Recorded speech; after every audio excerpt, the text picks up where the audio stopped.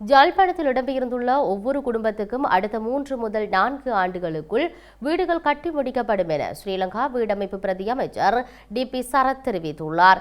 2026ஆம் ஆண்டுக்கான வரவு செலவு திட்டத்தின் 2ஆம் வாசிப்பு மீதான 3ஆம் நாள் விவாதத்தில் கலந்து கொண்டு உரையாற்றும் போதே அவர் இதனை தெரிவித்தார். 2015ஆம் ஆண்டு முதல் 2019ஆம் ஆண்டு வரையிலான முந்தைய அரசாங்கத்தின் வீடமைப்பு திட்டங்களை கடுமையாக விமர்சித்த வீடமைப்பு பிரதியமைச்சர் டி.பி. சரத் 64,407 வீடுகள் கட்ட இலக்கு நிர்ணயிக்கப்பட்ட போதிலும் 1,647 வீடுகள் மட்டுமே கட்டி முடிக்கப்பட்டதாக குறிப்பிட்டார்.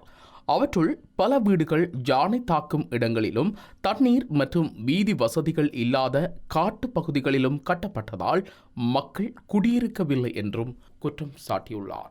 இந்த முறை பெருந்தோட்ட மக்களுக்காக 2,500 வீடுகள் கட்ட 5.6 பில்லியன் ரூபாவும், கொழும்பு மற்றும் அதனை அண்டிய பகுதிகளில் அடுத்த 3 ஆண்டுகளுக்குள் 5,000 வீடுகளை நிர்மாணிக்க 15 பில்லியன் ரூபாவையும் ஒதுக்கியுள்ளதாக கூறினார்.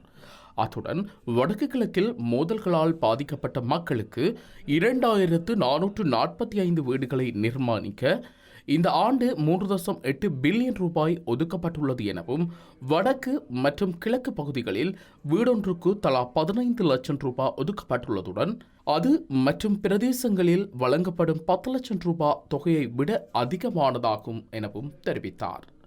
ஏனெனில் அங்கு கட்டுமான செலவு கூடுதலாக உள்ளதாகவும், வடக்கில் முந்தைய ஆட்சியில் சுமார் 5,000 குடும்பங்கள் வீடுகளை இழந்து தகர கொட்டல்களில் தங்க வைக்கப்பட்டுள்ளதாகவும், அவர்களுக்கான வீடுகளுக்கு அத்திவாரம் மட்டுமே போடப்பட்டுள்ளதாகவும் சுட்டிக்காட்டினார்.